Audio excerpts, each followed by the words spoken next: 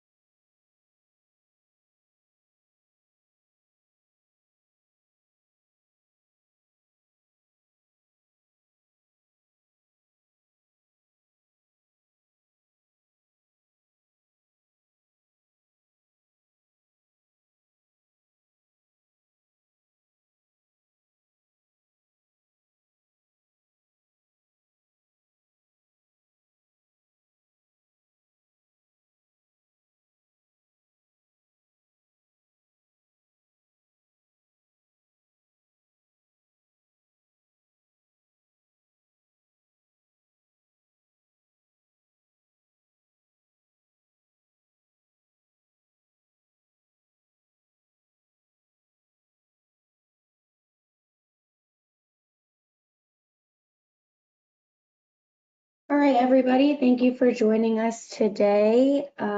Joe Mastromarino is going to be giving a presentation on building a stronger defense, threat modeling with AttackIQ. And now I'll hand it over to Joe. Awesome. Thank you so much for that, Liz. Actually, I'm just going to shift my screen here for just one moment.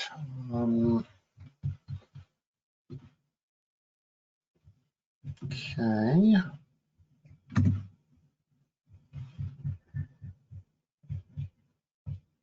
My apologies, I just got to get this up on screen here.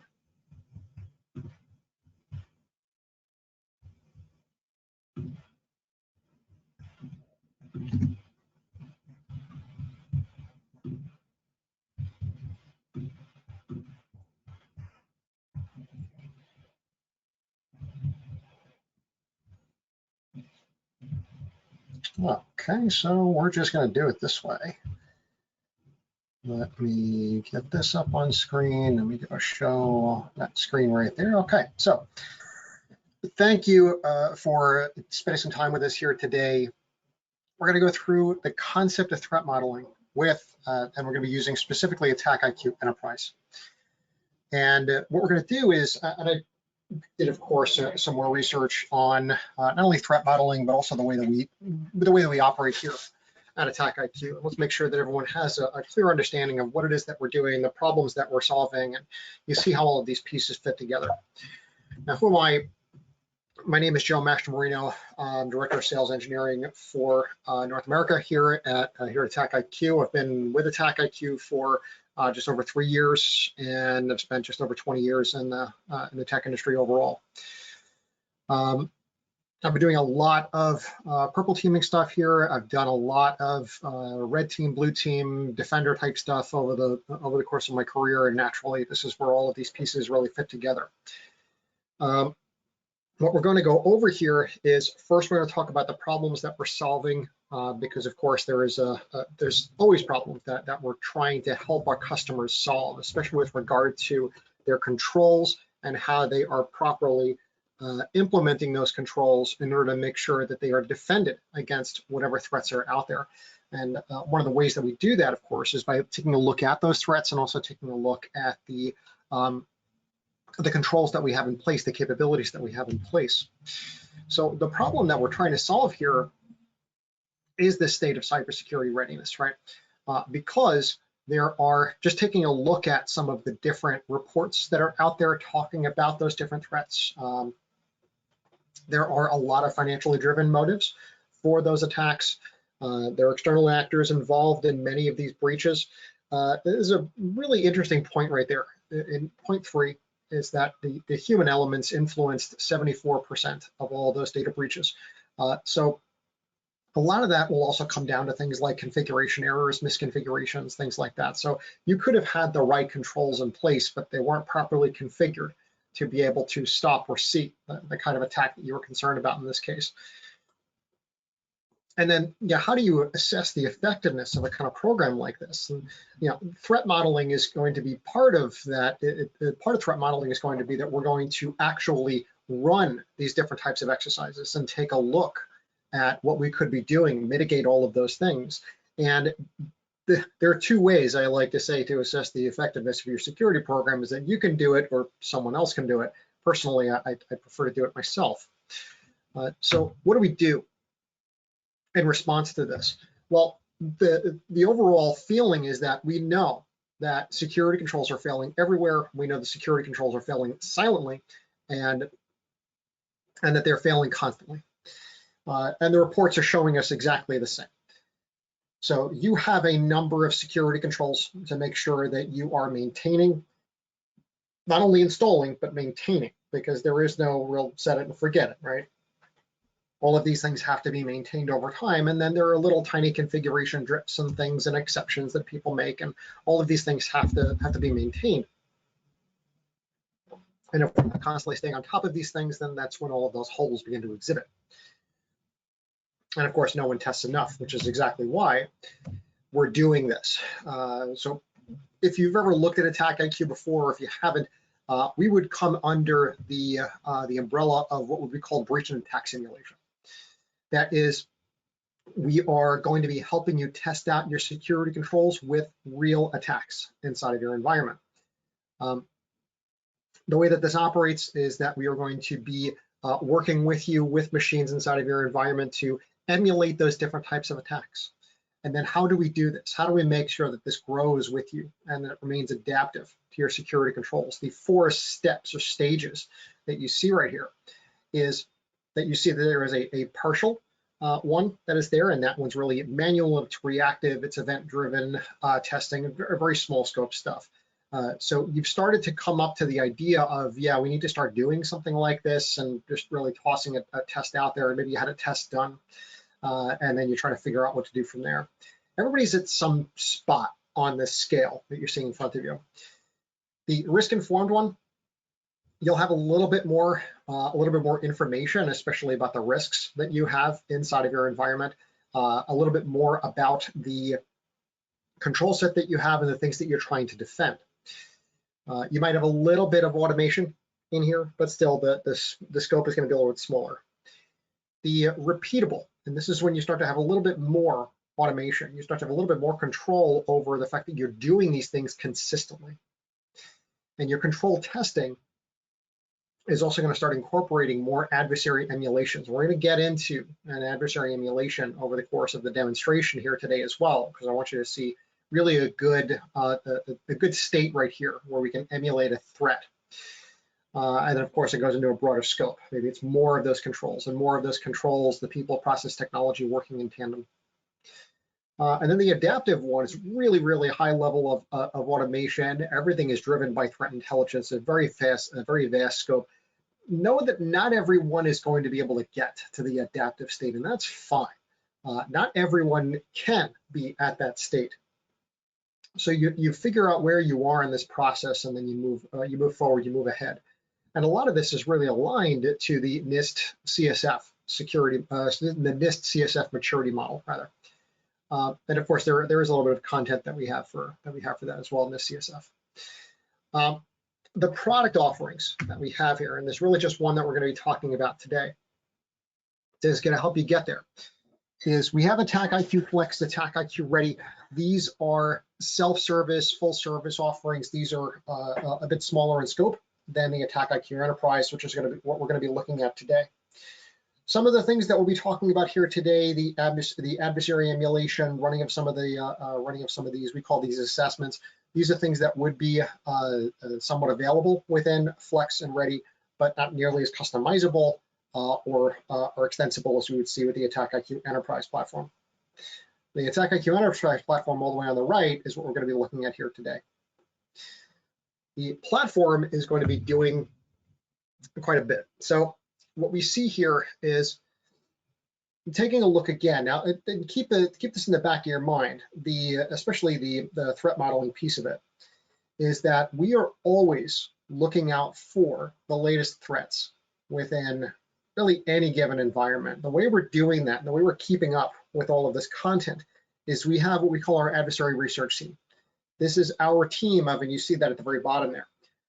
We have data scientists, analysts. These are people that are malware reverse engineers, red teamers, blue teamers. These are all people that you want looking for all of that content and helping you to understand those threats and giving you actionable content that you can run with. What we will then do with that research is we're going to create those adversary campaign emulations. And we're going to take a look at one of those today. We're going to take a look at security control testing. Now that rolls into the adversary campaign emulations. So understanding, again, as part of that threat modeling, you would also, of course, understand, hey, these are the controls that I have in place. This is what my house looks like. So if I'm looking at a particular kind of threat, is that really a threat to me? And do I have the right controls in place to be able to stop that thing from knocking down my house or getting in through the back door or something along those lines? The way that we're going to do that is, and you see those three boxes there on the right, we have these atomic tests starting at the bottom. These atomic tests, these are all individual actions. Think something like, I want to try to run a command or a script or do this lateral movement or try to download this piece of malware. These are all different types of scenarios, and we have 4,000 of them roughly within our platform to be able to run these different actual behaviors inside of your environment. And we do this in a safe manner because what we're doing is all of those, and we call these again scenarios. Everything that we do, we will back out, reverse, delete. There's a cleanup process for every one of these scenarios. So these are really safe to run in production because, and we encourage you to run these in production because that's where your real controls are, because we're not going to be doing anything overtly destructive. So we're not going to be running any denial of service attacks or anything like that, nothing that would really cause for real concern about the availability of the assets. We really just want to test out whether or not you have the capability to stop and see these things. The attack flows. We'll be talking about, and this is what I was mentioning is part of the demonstration. We're going to go through one of those today because we can take those same scenarios, the same bits of content, and create an entire campaign around what one of those looks like and see it working with logic. And then we can also do some packet capture replays, which of course is great for testing out your next-gen firewalls or network detection and response tools, things like that. So yes, we can also do packet capture replay. Some examples of the controls that we test. We will test on email security gateways, firewalls, web application firewalls, your EDR, your SIM, your DLP, IDS, IPS, just trying to think of some of the other ones that aren't really on the sheet here, and that's fine. But what we're looking at is, again, understanding this is what my house looks like, and these are all of the safeguards that I have in place to make sure that the attackers cannot get to me. So understanding the capabilities that you have is all part of that planning. And knowing that these are the things that we want to test, and these are a realistic test of our controls, whether or not we would have the ability to be able to stop these things. So the AttackIQ Enterprise Platform, this is a comprehensive breach and attack simulation platform. This is typically delivered in a SaaS fashion, and that's what we're going to show you, is the platform is typically delivered in a SaaS fashion. We can integrate with cloud-based controls also over a SaaS offering. That's certainly fine. And then the way that these are going to run, these assets are going to be machines inside of your existing environment that are going to then run all of these attacks. So all of these are fully customizable testing experiences. And I'll show you that as well, how you can completely customize, reconfigure these things as much as you need to. We have a deep alignment with MITRE ATT&CK. That's right there in the product's DNA, and especially if you've been looking through any kind of threat modeling and you know that you have to come up with really some type of standard, especially for the TTPs, it's certainly a gold standard there with the MITRE ATT&CK framework, and this is really built into the AttackIQ DNA. The reason I say that is because we're one of the 4 founding research partners of the MITRE Ingenuity Center for Threat-Informed Defense. So that provides us with a unique view into all of the things that are happening with MITRE projects and especially with the MITRE ATT&CK TTPs. So all of this knowledge is then built right into the platform. And when you're taking a look at all of the different attacks that you're running, you will also be able to see how all of those map back to the MITRE ATT&CK framework. The seamless testing at scale in production environments, this is what I was making mention of earlier, is the fact that you can install, and we encourage you to install these test points on your production assets because let's face it, the attackers are not going to be nice and just say, hey, let's go into the testing environment, because that'll be better for the people that we're trying to go after. This is an open platform with an open API. And if you needed to be able to do things that we are taking a look at here in the demonstration, I want to create an assessment, that's those groupings of scenarios, assign assets to it, run it, pull back some reporting. These are all things that are supported within the API. So if you wanted to build in more of that automation, you could absolutely do that. This also includes detection engineering workflows for efficient security improvements. Now, this really leans into, and this is one of the later parts of that threat modeling lifecycle, is that you want to be able to understand after the exercise is done, what do we do next? How do we mitigate these things? How do we make ourselves better going forward? And for all of those scenarios that we're going to run, we will also provide mitigation recommendations. These are all of the things that you should be doing in response to seeing this type of thing happen inside of your environment.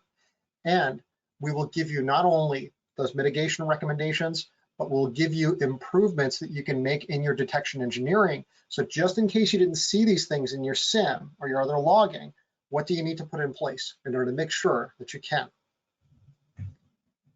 So the next thing I'm going to slide over to is our demonstration of the platform.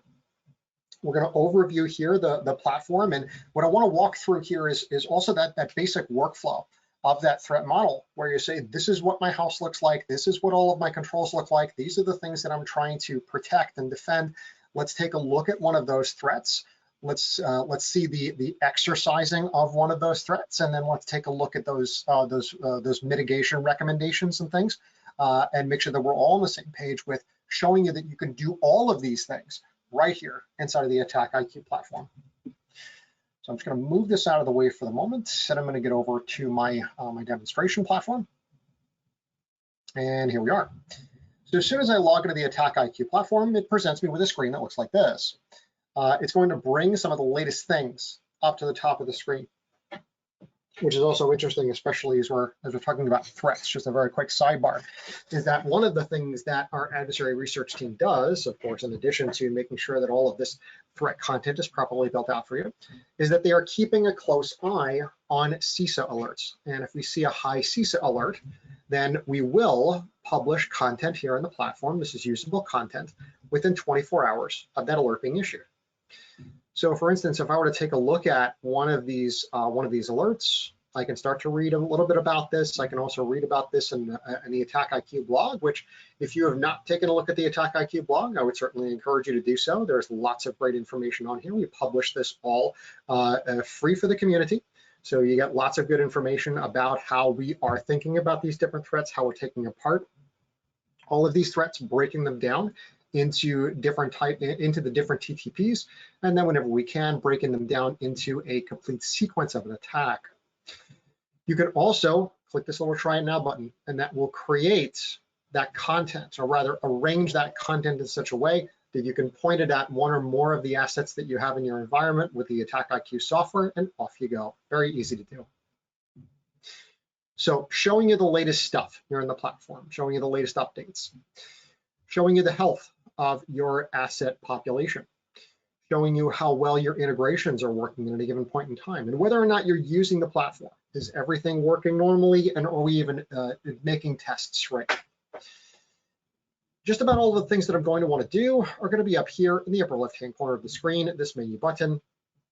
But I have a lot of these tabs open already for the locations that I want to go. But all of this information is very easy to access right here in this menu button. The first thing I want to check on is, what are my assets? What are the things I'm trying to protect? Now, generally, the way that we would talk about getting the test points deployed in any given customer environment is, let's give a good representation of the permutations, combinations of your security stack. Think these are all of the places where we would have differences in our control set, whether that's the endpoint, the network security controls, both, and then have that representation here. This does not need to be a pervasive agent that goes on every single machine. By the way, these are very lightweight. They do not hook into the kernel, nor do they provide any protective capabilities. All the test point software does is it checks in once a minute with the platform, reaches out and asks, hey, do you have any work for me to do? Once there's work to do, it will download everything that it needs at runtime, unpack, stage everything, and then try to do its job. Very, very simple. So this is my house. This is what I'm looking at here. So I have all of these assets here. I can see I have one of these has CrowdStrike on it as my EDR. And these are all of the different network locations that I have. I can also tag all of these assets with the different locations if I want, or really however else I want to be able to organize the content here in platform. So it gives me a good idea of what's my environment look like. The other thing I do is, and this is part of that integration manager that I mentioned earlier, is that the integration manager, you would start to put in all of the different technology stack that you have here. So what do I have on my network side, endpoint, and I can also even put in my SIM and get the logs back from my SIM, because if I were to take a look over here as well, so now here are all of my log sources for the SIM that I have in place for the controls that I have in scope. So again, laying all of that down right from the beginning and saying, these are the assets that we're trying to protect. These are the controls that we have in place in order to protect them. Now that we know what those are, we have a much better idea of what types of threats we can start to take a look at and what the expectations would be around being able to stop and detect all of these things. So it's allowing you to put all of this information into one easy to read place. As far as the content is concerned, so this is what I was mentioning before, at this point, well over 4,000 different types of attack scenarios here within the AttackIQ platform. Now, there are ways that you can use just either very simple searches, or I can use filters to get down into what all of these scenarios look like. I can click on really any one of these at any time and see what makes up one of these scenarios. This is actually pretty easy to do. Let's just take a look at one of these. This way we can take it apart and everybody understands what it is that we're trying to do here. Okay, no problem. Let's take a look at this one is fine. This exfiltrate files over HTTP. And what's happening here is anytime I click on a scenario, it will give me a plain English language. This is what this attack is trying to do. This is how it works. This is what you come to expect from it. So the summary gives that plain English language description. I can take a look at my prerequisites and I can see exactly what is going to be necessary in order to make sure that this thing works. Because again, we're trying to make sure that you are informed the entire time for the different types of attacks that you're running. So we encourage you to take a look at these, read these over, make sure that you understand the types of attacks that you're running, and then what does success and failure look like, and if there are any more details that go along with it. This will also help you understand what the parameters of any given scenario will look like. This one is a pretty good, this one's a pretty good one to talk about because this one's very customizable right from the platform itself, right in the UI. I don't need to touch a line of code here to be able to customize this scenario the way that I want it to run. Because what I can do is I can have the platform automatically generate a file for me that we're going to try to exfiltrate. I can just use my own and just add my own file right in here, or I could just take a local file that's sitting right on the box where we're running this attack. I mentioned earlier that we clean up after every single one of our scenarios. This would be one of the few times where you might not want to, because you might want to take that scenario, you might want to take the result of that scenario, bring it to your DLP admin if the file got out and say, hey, this file got out, it should not have. Please let's update the filter so it doesn't happen again. The other things you could do here is let the platform automatically generate what looks like credit cards, socials, or you could create your own custom data model right here inside of the AttackIQ platform. Again, what is it that you are trying to defend against? Having that completely informed decision of this is the threat that we are trying to defend ourselves against. That's why these are as customizable and configurable as they are, because we want you to come in with the most informed decision-making process possible. You have control over what that file format looks like, how many entries would be in this particular exfiltration attempt, whether it's compressed, encrypted, encoded, and then of course this all goes out to our infrastructure.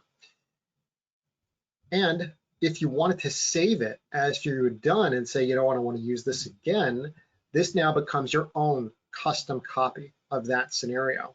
And again, you didn't touch a single line of code. All of this was done right here in the UI. Very easy, very simple.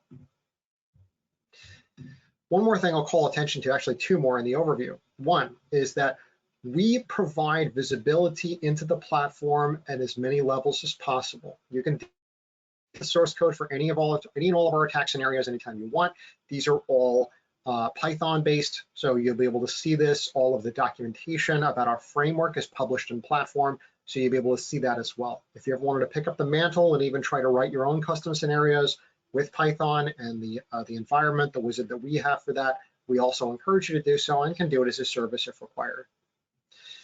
The bottom thing on the screen here is going to be, this is how the scenarios are organized within the platform. So this is what I made mention of earlier, the AttackIQ really integration with the MITRE ATT&CK framework, and see these attack tactics, techniques, sub-techniques if they're applicable, any malware families, ransomware families, things like that. You could even add your own tags.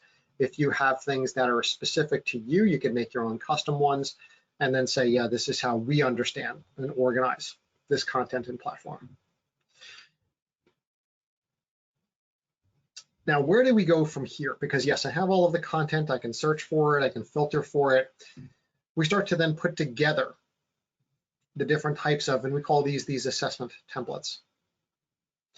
And I'm going to take a look at just one of these right now because we have a number of different ones that are available here. I can start with, and I usually start with something like a security controls baseline, because this would be something that we would take a look at, and we would set this up with you at the beginning of your AttackIQ journey. And this takes a broad swipe across your security controls. Now, this is that atomic testing that I was talking about earlier, which I totally encourage you to do. It's a great way of being able to test out your individual controls and those actions against them. That's where you get started. And that's where you have that baseline to say, okay, these are the things that we need to do in order to start really shoring up our defenses. And then once you started to do that and you get that done with regularity, this is then when you start to move into, okay, let's start taking a look at threat emulations.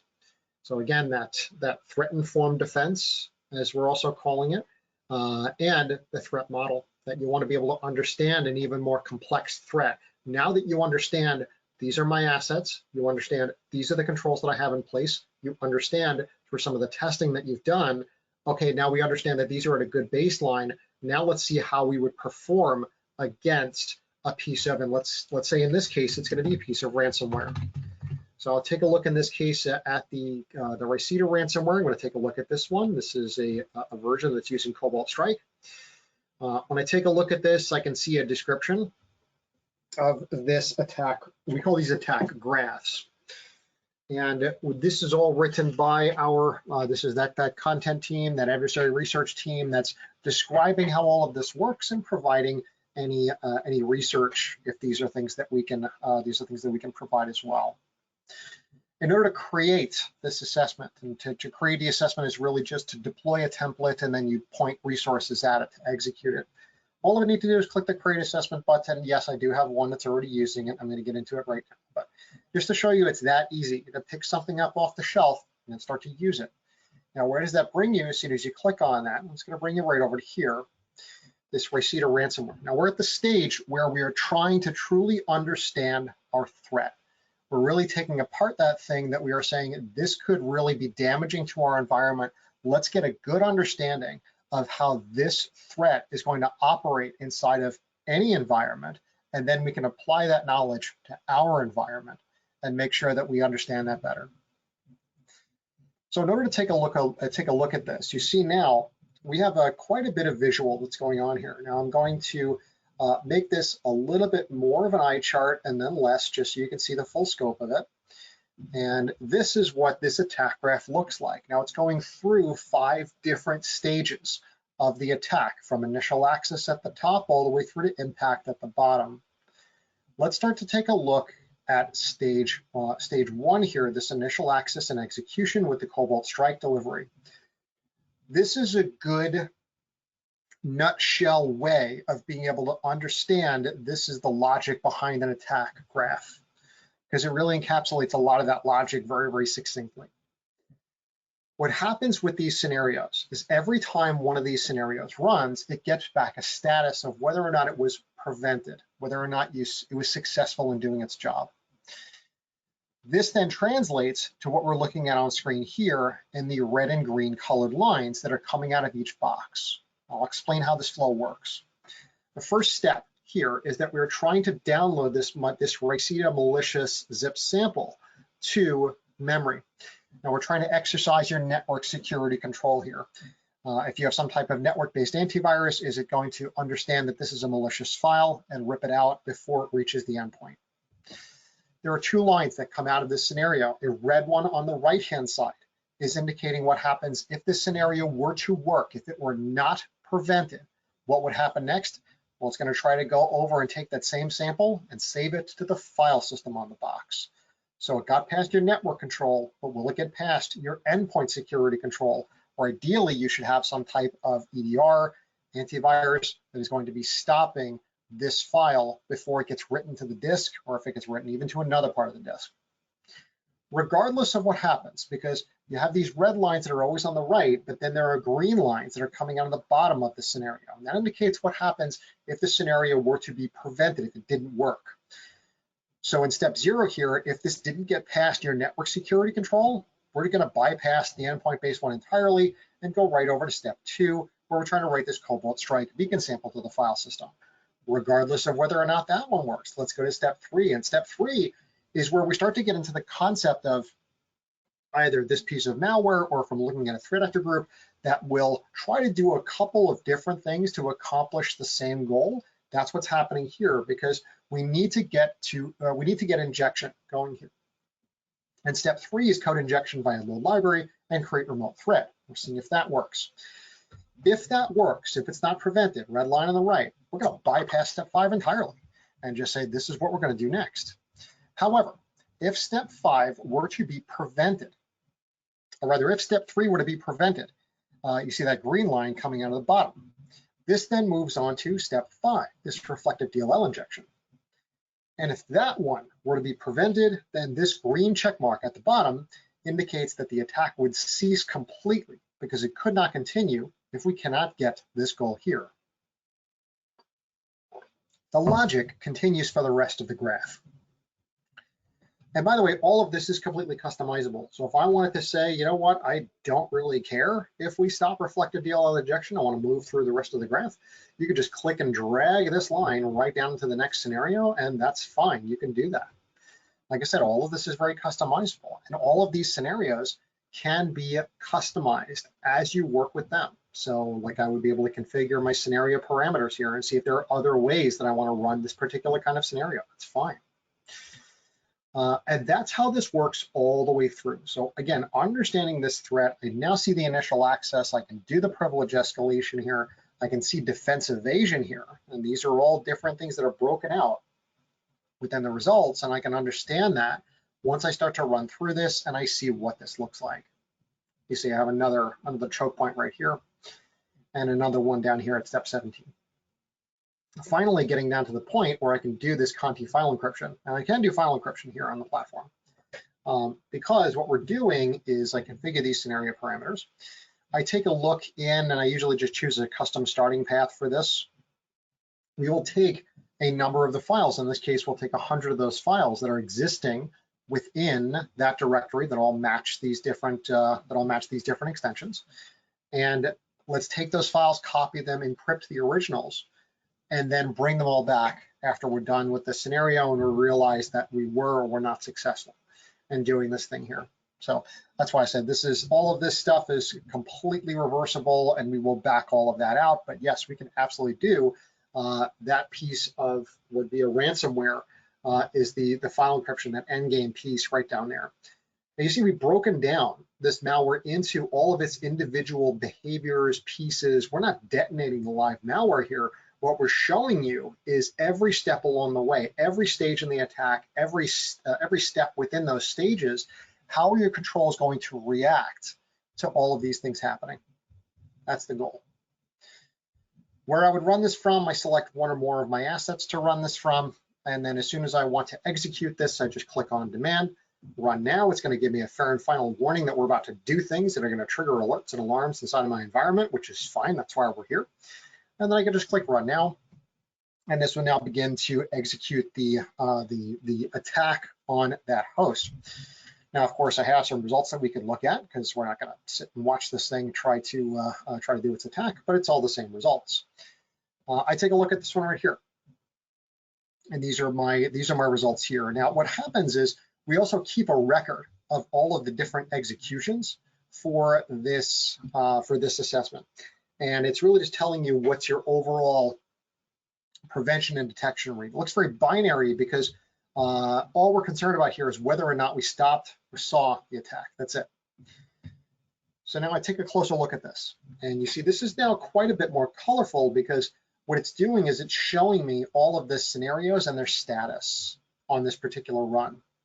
Because what happened here is you saw that these were not prevented. So we got the file downloaded. We got the file written to the file system. We got the Cobalt Strike file written to the file system. We did stop the code. We did stop the code injection, but we didn't stop the reflective DLL injection. So it continued on. Making this more of an eye chart for just a second. I scroll. I can see I got all the way to the point down here in step 17 where I got the scheduled task execution, and that's where I got terminated. But looking at this, now understanding this report alongside the other team members that I have, this indicates to me that we have other spots where we could have stopped an attack like this. So the scheduled task execution, great, but could I have stopped this ad? And you see there's another choke point here, this delete created volume shadow copy using vssysadmin.exe. Can I get there? Well, let's take a look at that. Because now what I want you to understand and see is provided here in the platform is the record of what happened here, as well as the mitigation recommendations, and then we also have reporting that goes along with this before I start to then wrap this a little bit. So defense evasion and impact, you see it's under this inhibit system recovery stage. So I'm going to expand that. And this delete created volume shadow copy using vssysadmin, and that's the scenario we were just looking at. So I can see that this was not prevented right here. And when I take a look at this, I can take a look at the activity details, and it will tell me from the perspective of the test point what happened here. This is what we were doing, this is what happened, and this is why we said that that this was done and this was not prevented. So it's always going to give you that complete execution record. Did we have detection details that went along with this? Well, we saw it via Splunk in CrowdStrike Falcon. So there was a way that we were able to see some of this information happening here. And that was another good thing that we had. Other ways that we can help feed your controls and feed your actions going forward is one, these integration expected observables. These are all the things that we are looking for. This is also indicative of the exact way that we ran this attack on this host at this time. So those are always good things to bear in mind because these are things that you can then go search for. The mitigation section. Now, all of these things that I'm giving you, these are provided for every one of these scenarios. Where I'm focusing right now is where could we have done something to stop the attack sooner in the process? I take a look at my mitigations. This will take a couple of seconds to render, and that's for a very good reason. So I take a look at these general mitigation recommendations, and of course we provide you with here at AttackIQ the way that you could have stopped this thing going forward. So here's the way that we would recommend you stop this type of attack. So this is something that you can share, of course, with the teams that are going to be helping you implement the controls that you've been testing. So all of these will be here provided for every one of these scenarios. Now, the other thing here that's going to be very important, especially for detection engineering, is I take a look at these detection rules. And what we're doing is we're matching up, and this one really, the shadow copy deletion using operating system utilities is going to be what we want. Because now I've clicked on that, and the first thing that pops up is a Sigma rule for that exact behavior that we were just doing right here. I can take the Sigma rule, I can copy it, download it, give it over to my detection engineering team and say, this is the way we would find this going forward if we were not able to see it. I can translate that into other products. I can translate these into searches as well inside of my SIM if that was something I wasn't able to find.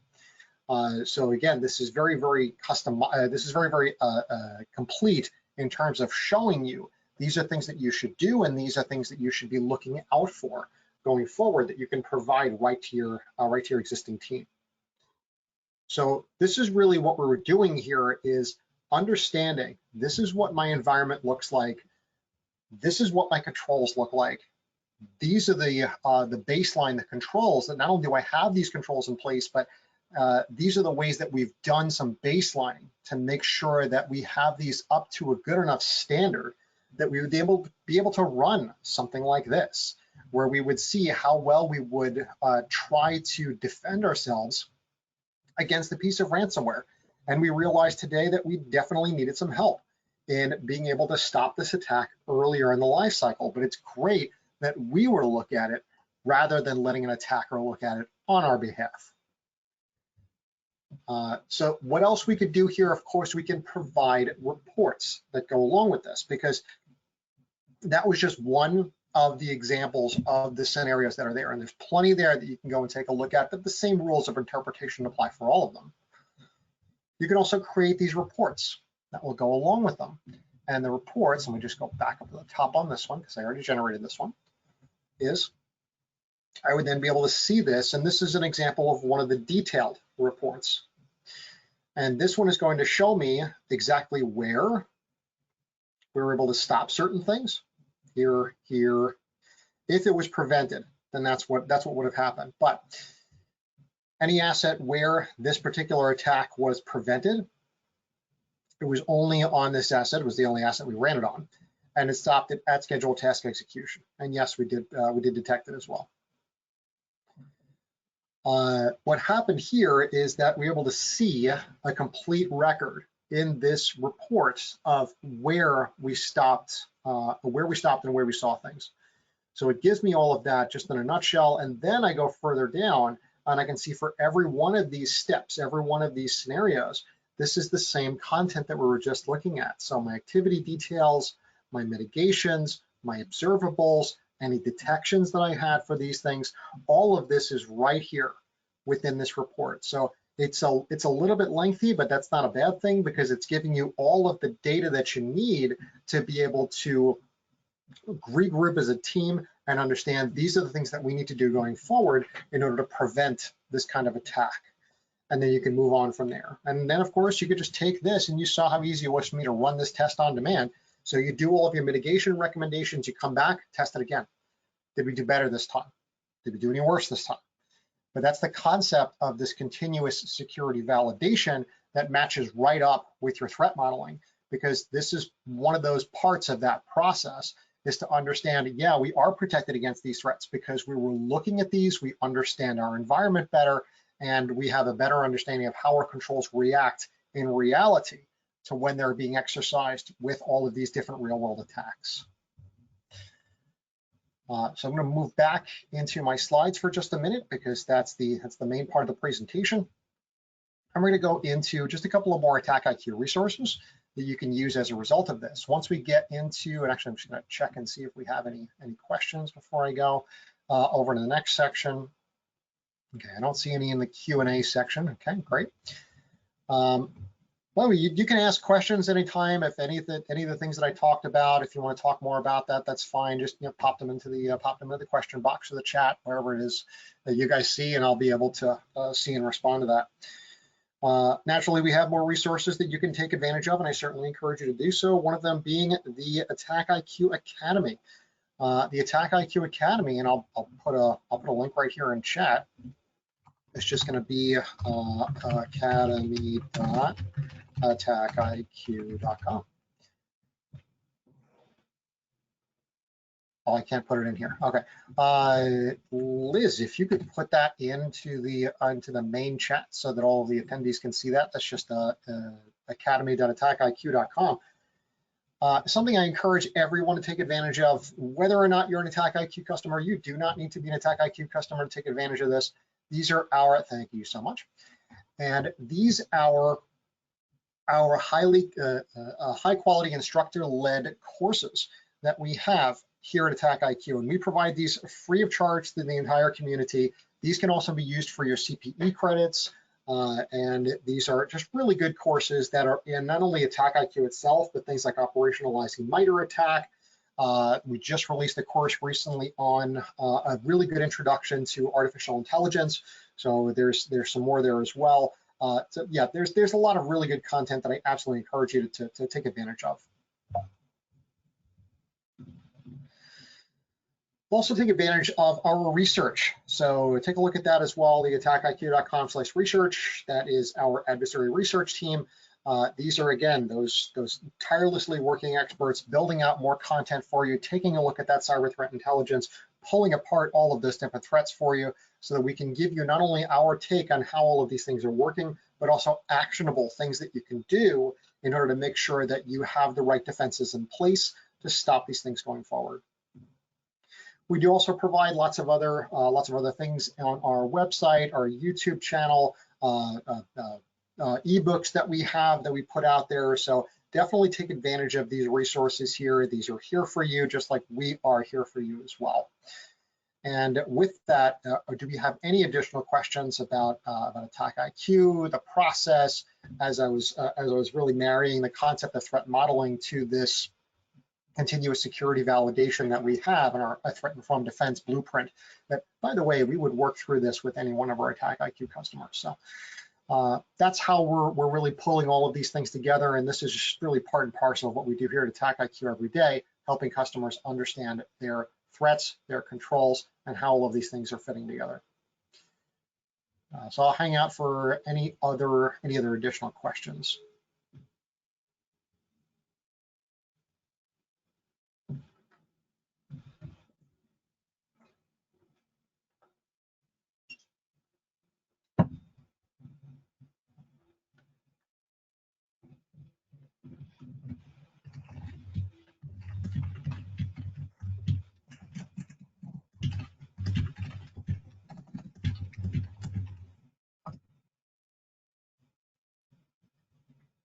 All right.